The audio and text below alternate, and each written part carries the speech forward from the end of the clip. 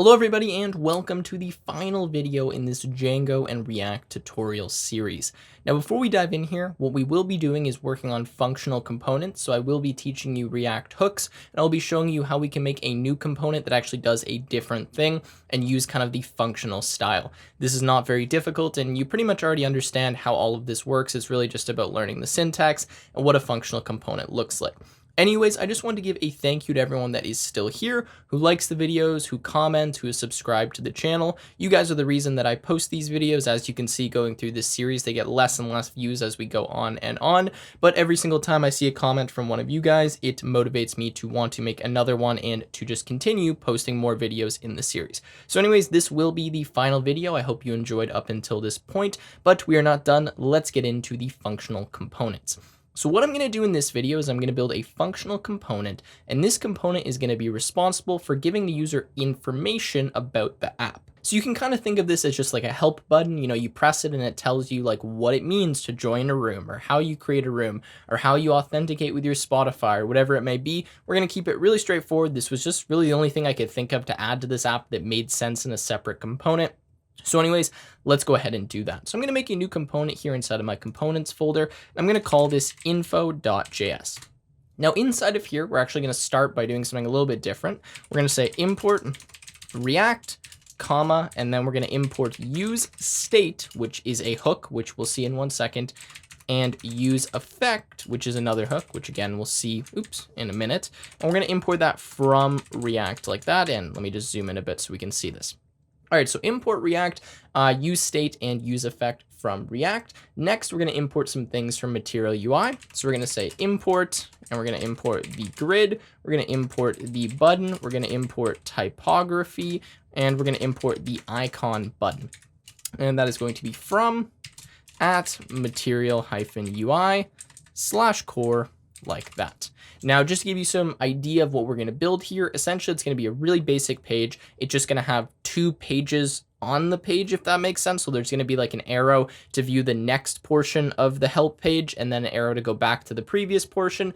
The reason we're going to do this is just so that it's like you're kind of going through different pages of the help, and then that way we can actually use some state and use some effects, and you'll see for the purpose of the example, that's why we're doing that.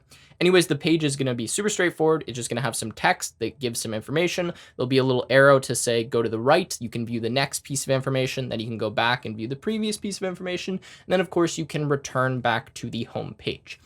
So anyways, we're going to import some arrows here, some icons we're going to use that are like the arrows for navigation. So we're going to say import navigate, and I believe this is before icon from, and this is going to be @Material UI/icons/navigate before, and omit the icon at the end of that. Then we're also going to import navigate after like that, or did I spell navigate correctly? No, I did not. Navigate after icon from, and then @Material UI/icons/navigate, and I actually am incorrect. It's not navigate after, it is navigate next. Okay, so navigate next like that. Okay, so there we go. We have our icons. The last thing that we need to import here is a link. So we're going to say import and then link from @material.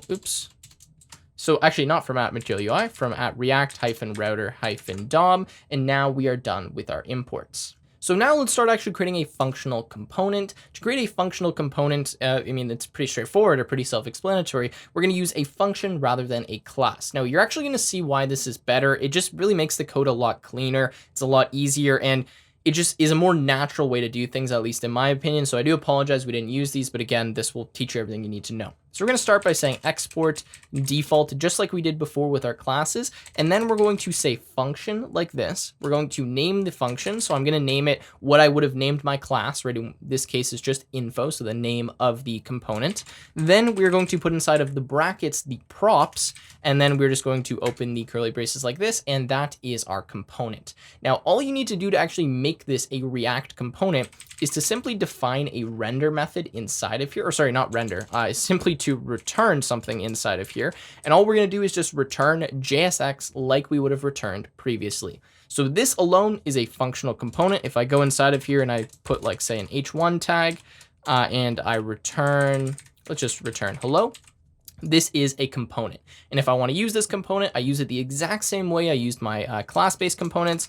I can just put it inside of one of the classes. I can do info, and then I can pass whatever props I want. I could pass like, title equals, I don't know, let's just go with a string hello or something like that. And this would be totally fine. Then we would access title from the props. So from props.title, and we could use that inside of our function. Now, of course, I'm going to show you how we do things like lifecycle methods, how we have state, and how we actually have kind of like methods inside of here. But that is the basics of functional components. So already you can see this is a little bit cleaner. We don't need to call the super or the parent constructor.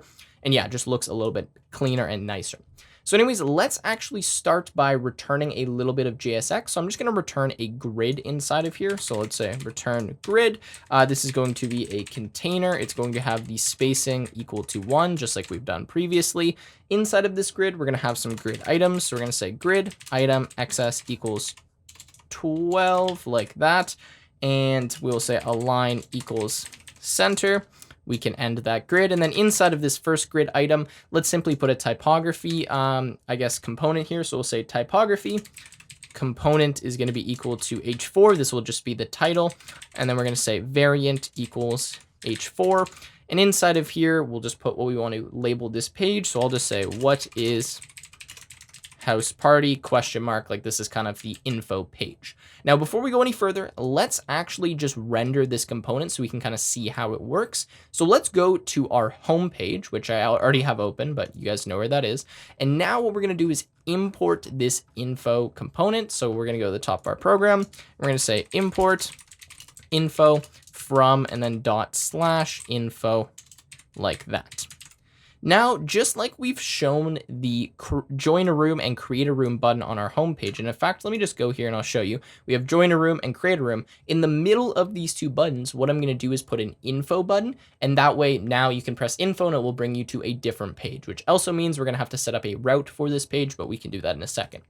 So inside of our button group here, let's create another button. We can simply just copy this here and we'll put it right in the middle. We'll call this one info. We'll change the color to default, which is kind of like a gray color. And then we'll say, rather than going to /create, let's go to /info like that. Awesome. Now we have our info button.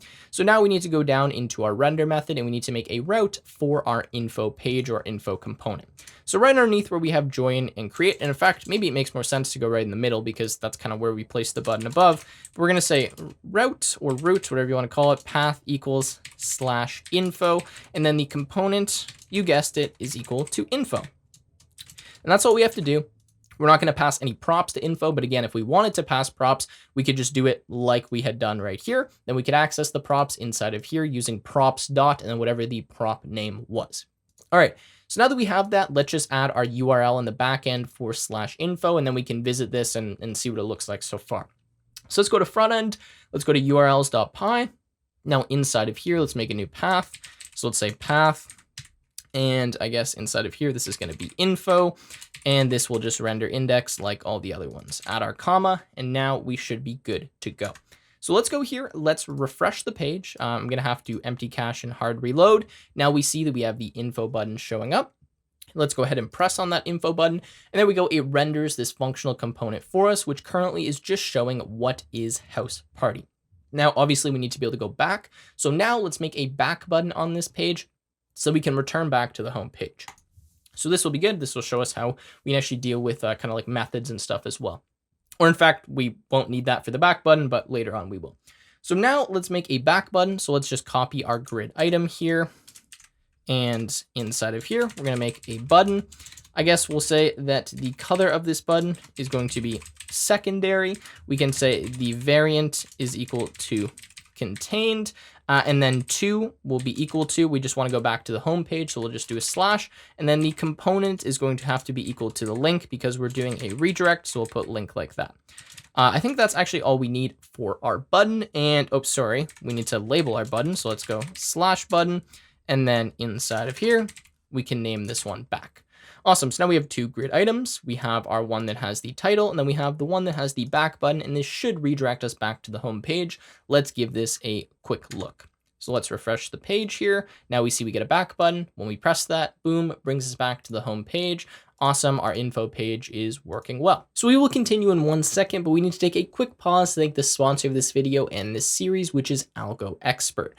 Algo Expert is the best platform to use when preparing for your software engineering coding interviews, and personally helped me land a job at Microsoft and get an offer from Shopify. Even today, I use Algo Expert just to practice my coding skills. They have the highest quality coding interview questions and really are just the best prep platform when looking to get a job as a software engineer. So with that said, check out Algo Expert from the link in the description and use the code TechWithTim for a discount on the platform. All right, so now we're going to start talking about how we can implement state inside of our functional components. So inside of our class-based components, we saw that we need to define some attributes, or we need to define the set state variable, or whatever you want to call it, inside of our constructor. And then inside of set state, we put all the different names of the variables or piece of information that we wanted to hold. And then we were able to update that state by using this dot set state. Now it's actually way easier to use state inside of a functional component. I'll just kind of start doing it and then I'll explain what's actually going to happen or how this works. So we're going to start by defining const. So this is just like we're defining a variable essentially.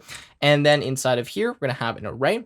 We're going to put two things. We're going to put the name of our state. So whatever piece of information or whatever variable we want to hold our state is what we put first. Then we put the name of the function that we want to use to update this state variable. So what I'm going to do is call this page. The reason I'm calling this page is because I'm going to have two pages. I want to have the first page, which talks, I guess, about joining a room, and then the second page, which talks about creating a room. So I need to keep track of which page that I'm on. This is very similar to what we did when we worked on the settings page.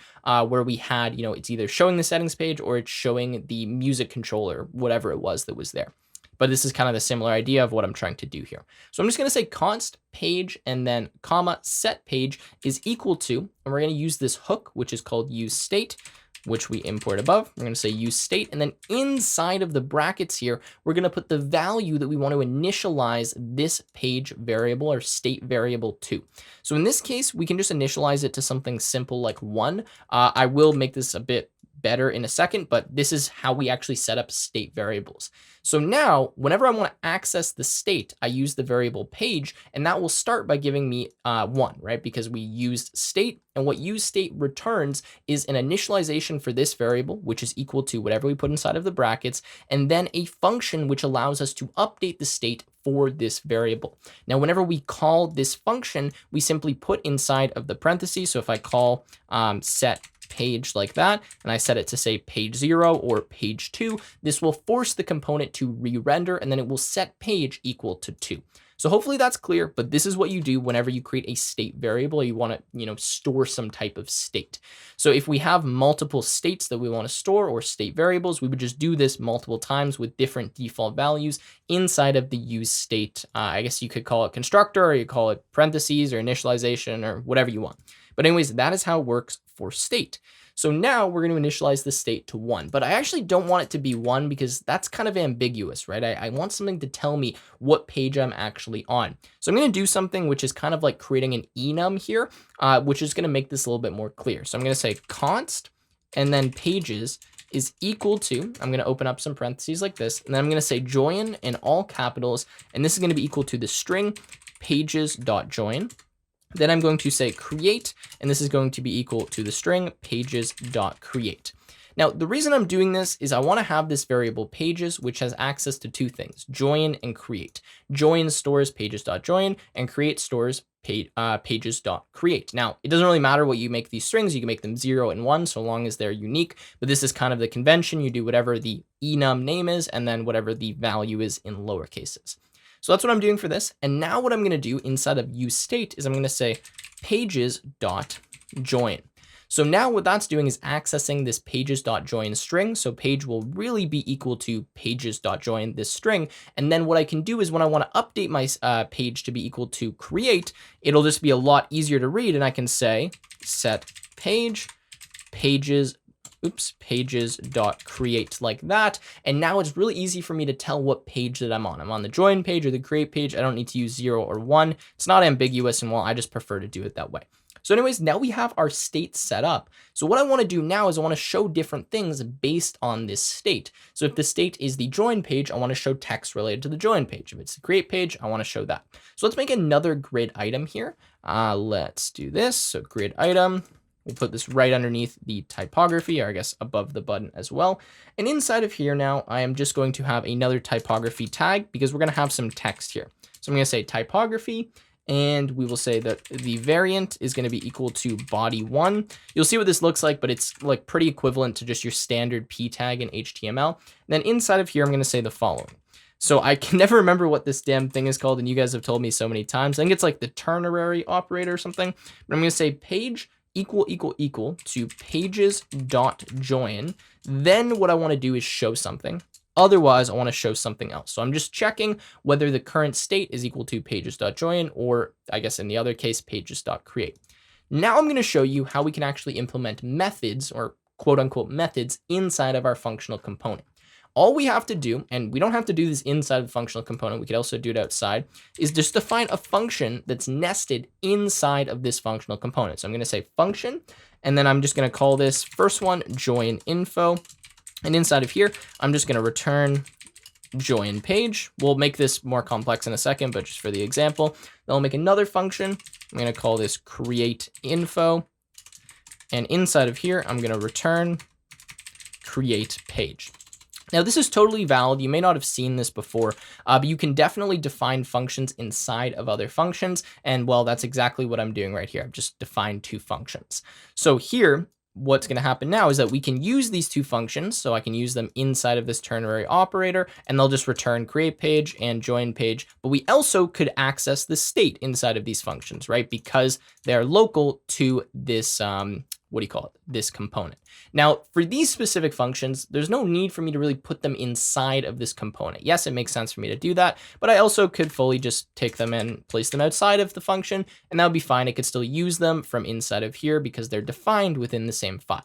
Now, I know I'm going fast, but hopefully that's clear. That's kind of how you make methods, quote unquote, inside of your functional components. Of course, if you define them inside of here, they have access to the state and the props and everything else you might need. So anyways, let's go down here where I just started this ternary operator. We're going to say if the page is equal to pages.join, then we're going to call the, not create, the join info function. And what this will do is just return some text to us, and we'll just put that inside of this typography tag. Otherwise, we'll call the create info page, and this will do the same thing, return some text, and we'll put it inside of here. All right, so I think that's all good.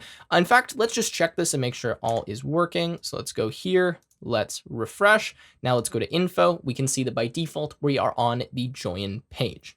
Now, what I want to do is add a button that allows me to actually change my pages or update the state.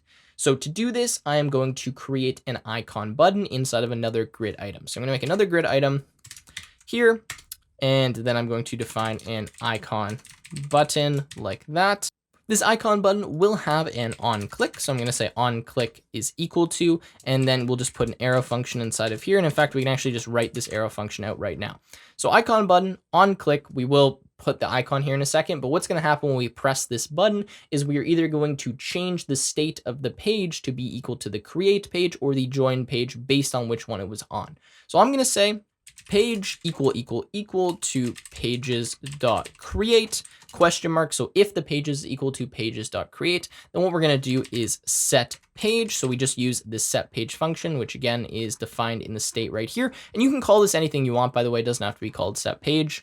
And inside of here, we're going to set this to be pages.join.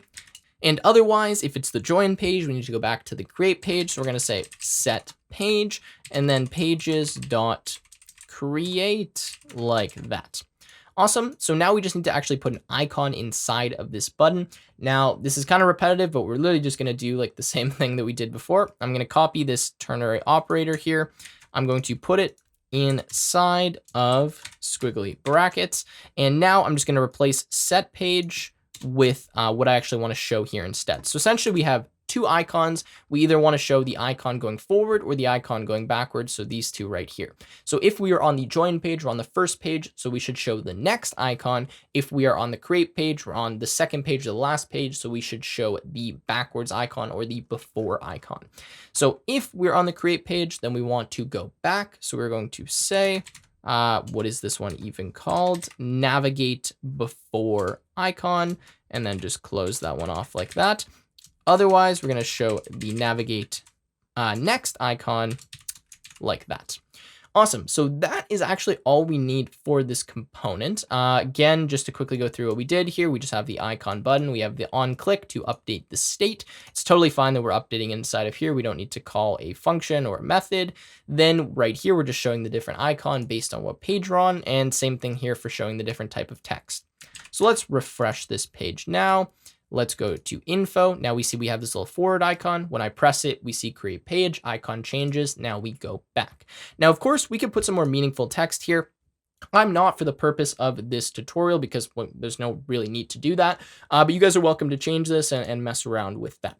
All right, so the last thing that I'm going to show you is how we use the useEffect hook. Now, this is actually how we replace the lifecycle methods. So component did mount, component should update, and I think there's another one. I don't remember the exact name of it. But anyways, the three methods that are called right after your component for the first time is rendered, that's what this useEffect method will do, or that's kind of the functionality that it's replacing. So to make this more clear, if I go to say musicplayer.js, I believe we have, oh, actually it's not inside of here. I guess it's in room.js. Inside of room.js, we have these methods, right? Component did mount, component will unmount. Now, I'm not going to be showing this one in this video, but I will show you how we replace this.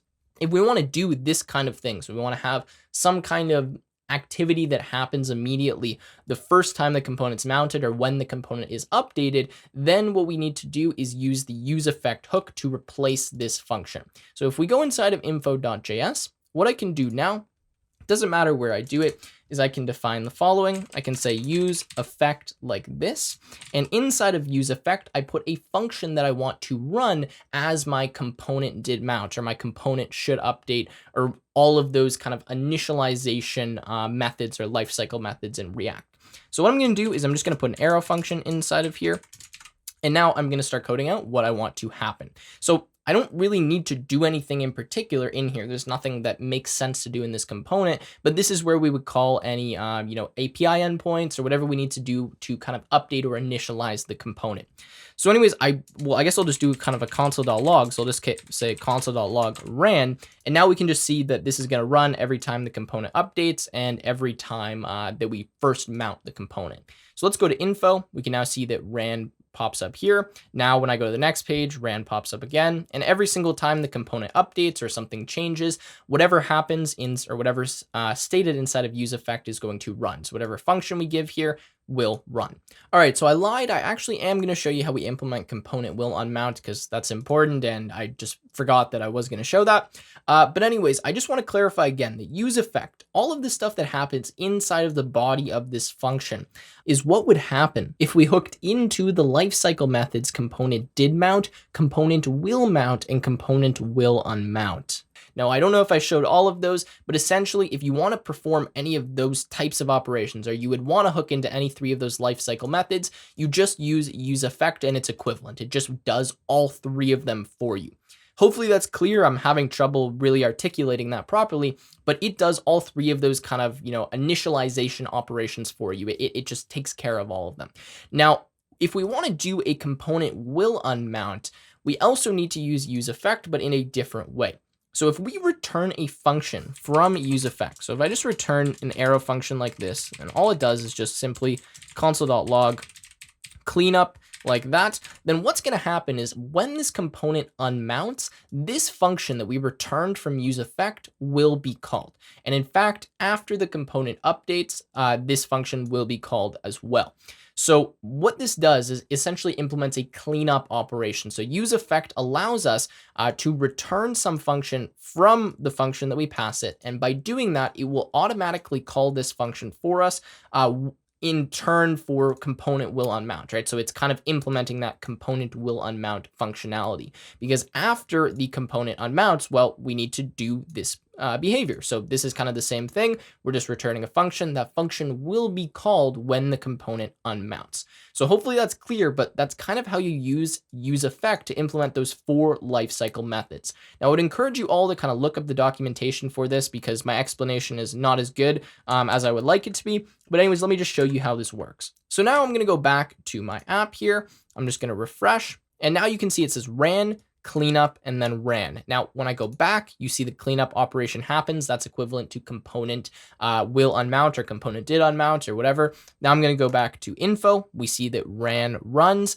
Now, after I update the component, cleanup will run automatically, then ran will run. Then when I go back, the cleanup operation will run. So hopefully that's clear on how that works, but we're not cleaning up when we initially mount the component. We're only cleaning up every time we update the component and every time the component unmounts. So that is what happens when you return a function from useEffect. It gets called kind of in that order. So anyways, I think I'm going to end the video here. Hopefully this was clear. This was kind of a quick overview of how you use functional components. There is a lot more to get into with this, but again, this is not the purpose of this tutorial series. Just wanted to show you guys how these work. Hopefully you found it valuable. And again, hopefully you enjoyed this series. So if you did, make sure to leave a like, subscribe to the channel, and I will see you in another YouTube video.